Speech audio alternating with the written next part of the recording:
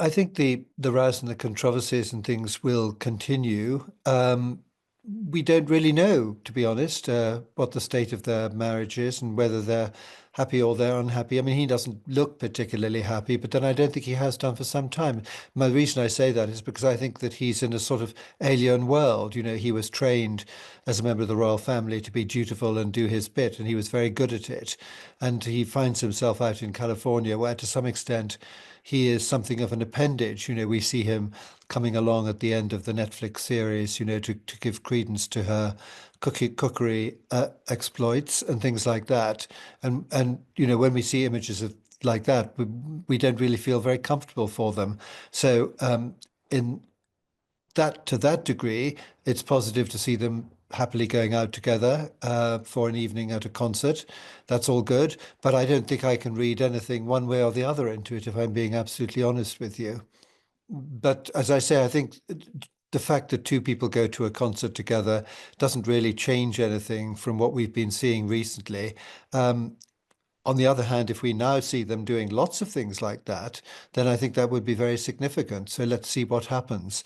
I'm sorry to be a bit sort of non-committal about it, but it's just, you know, very nice to see them going out together and enjoying the concert. They're both friends of hers, and you know, they're very involved with her and admire her, obviously. And it's a great thing to go to. I mean, who wouldn't want to go to a Beyonce concert? So beyond that, I can't really say that it changes anything. It's just nice that they were able to do it. I mean, it would have been nicer still if he'd looked a little happier, perhaps. But in the image that I saw, he looked rather glum.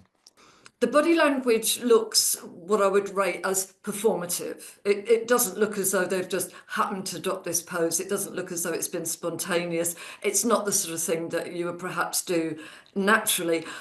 I call it a photo me booze type pose. It's the kind of pose when you're at a party and someone says, let's take a picture, or you go into one of those photo booths at a wedding or something. And so you do a pose that it's usually just exaggerated. It's an overkill body language ritual. Now, the fact that it's not 100% natural doesn't mean to say that the message isn't important and honest, though, because as well as being a performative pose, I would read this as being what's called an announcement pose.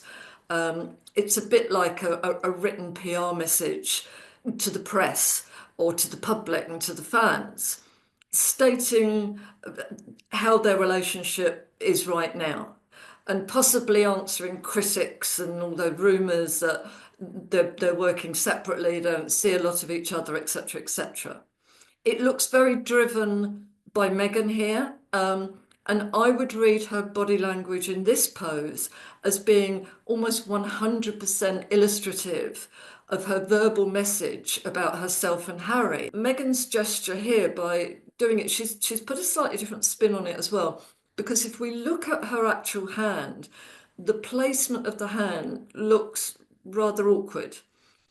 It looks very performed. It's flat, and it's not holding Harry as you normally see with a celebrity couple. And it reminds me a little bit, or a lot, of her engagement poses. It looks like the kind of pose that she did to show off the ring finger and the engagement finger.